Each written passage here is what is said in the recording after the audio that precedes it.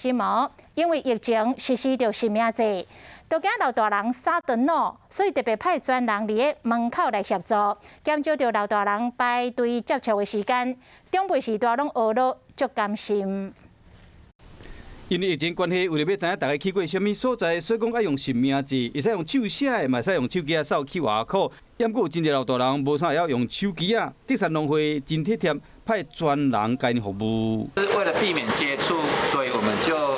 派员专人来替他们做服务。 那如果说要叫他们自己手写呢，可能就是有的老人家比较容易手抖，然后或者是说老花，那他们在写的时候，就是可能写的字迹可能也比较没有这么清楚。烦恼讲这时代写袂清楚，德山农会员工表示讲，已经为这老大人服务，感觉真欢喜。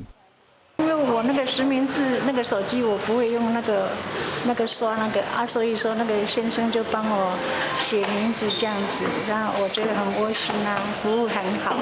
被服务的老大人足甘心的，因为伊袂晓用手机啊。农会这款的服务，这款的安排真大心，减少真侪老大人的困扰。